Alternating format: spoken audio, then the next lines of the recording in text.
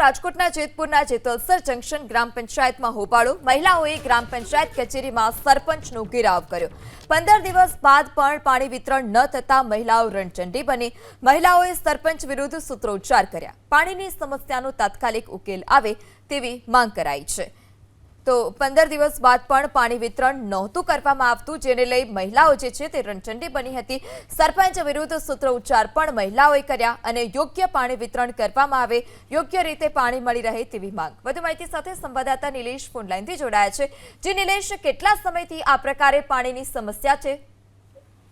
જી ચોક્કસથી જણાવી દઉં કે જેતપુરના જેતલસર જંકશનમાં ચોમાસા દરમિયાન છે તે પાણીનો પ્રશ્ન છે તે સર્જાયો હતો ત્યારે જેતલસર જંકશનની ગ્રામ પંચાયતમાં આજે મોટી સંખ્યામાં મહિલાઓ એકઠી થઈ અને સરપંચનો ઘેરાવ કર્યો હતો ત્યારે કહી શકાય કે 15 દિવસ થયા જંકશનમાં પાણી ન આવતું હોવાને કારણે મહિલાઓ છે તે કંટાળીને આજે ગ્રામ પંચાયતનો કચેરી ખાતે સરપંચનો ઘેરાવ કર્યો હતો અને સરપંચને ઉગ્ર માગણી કરી હતી કે પાણી આપો તેવા સૂત્રોચ્ચાર કર્યા હતા ત્યારે મહિલાઓનો રોષ જોઈને છે તે સરપંચ સાહેબ છે તે ગ્રામ પંચાયત છોડીને ભાગવા જતા સ્થાનિક મહિલાઓએ તેમને પકડીને પાછા ત્યાં સરપંચની ઓફિસમાં બેસાડ્યા હતા અને પાણી આપો તેવી બૂમો કરતા ત્યારે સ્થાનિકો દ્વારા જણાવવામાં આવ્યું હતું કે છેલ્લા 15 દિવસથી આ જ પ્રશ્ન હોય પાણી માટે અમારે વલખા મારવા પડતા હોય અને વેચાતું પાણી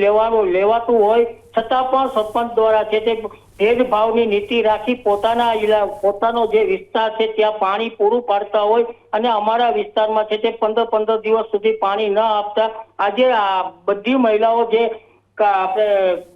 મહિલાઓ ભેગી થઈ અને સરપંચનો ઘેરાવ કર્યો હતો ત્યારે કહી શકાય કે સરપંચના કહેવા અનુસાર છે કે વાલમેલ ન હોવાને કારણે પાણી વિતરણ થતું ન હોય 1-2 દિવસમાં છે તે વાલમેલ આવી જશે અને બપોર બાદ છે તે આ વિસ્તારમાં છે તે પાણી વિતરણ કરી દેવામાં આવશે તેવી સરપંચે ખાતરી આપી હતી જી નિલેશ માહિતી બદલ આભાર।